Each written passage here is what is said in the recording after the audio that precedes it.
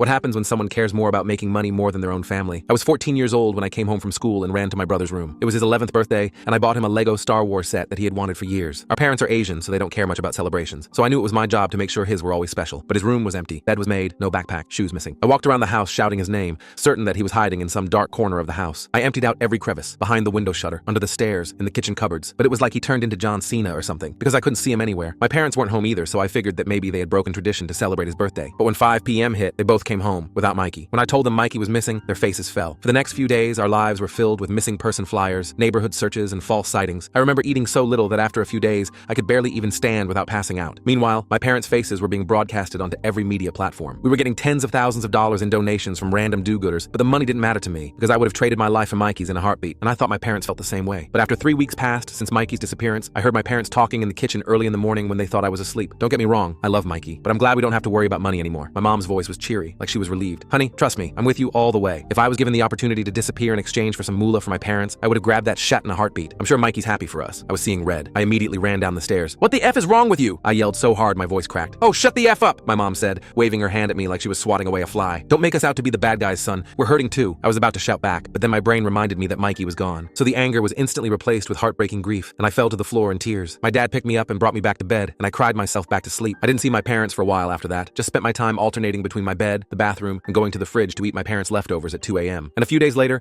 I saw my mom had posted on Instagram, except it wasn't a missing poster post, or asking for more search party volunteers. No, it was an organization that had been set up in the name of Mikey. Its purpose was to raise awareness for child abduction risk factors and precautionary measures. TBH, at first I thought it was some BS, but in just 2 weeks, my parents had both quit their 9-to-5 jobs to dedicate themselves to its growth. It was all they'd talk about, and if I ever tried to bring up Mikey instead of the organization, they'd tweak out. They'd tell me I was dragging the family down, and I had to focus on the future instead of the past. And when I asked for a therapist to talk about it with instead, they told me no, because I had to man up and move on. So that's how I started my own traditions. Every Wednesday, Mikey's favorite day of the week, I would wake up at 5 a.m. and read through our old texts on Skype and watch old videos, because the last thing I wanted was to forget the sound of his voice or how he spoke. Every 27th, the date he disappeared, I would walk around all his favorite spots with the Lego set I never gave him, just in case. Everything felt really lonely. I didn't even want to meet anyone new because it felt wrong meeting people that wouldn't know Mikey. Meanwhile, my parents were practically on cloud 9. I hadn't even seen either of them cry since the memorial service, and 2 years later, on what should have been his 13th birthday, I woke up to a voice message from a number I didn't recognize. It sounded extremely muffled, but in the background I heard it. Mikey's voice saying, Walnut Street. I immediately shot up. My parents were still asleep, so I stole my mom's credit card and got an Uber straight there. It was 2 hours away, and adrenaline was pumping through my body the whole way there. I didn't know how I'd know which house it was. I was just hoping for the best. But then I saw it. My aunt's cabin. One I had been to during many summers as a child. I got out of the Uber and ran up to the window. Inside was my dad cooking ramen, Mikey's favorite. No one else was there, except in the corner I saw a rope coming out of the floor. It looked like it led to a trap door. I stood there and watched as my dad opened the latch, and I saw 2 tiny hands reach out for the bowl of noodles. Full story linked below.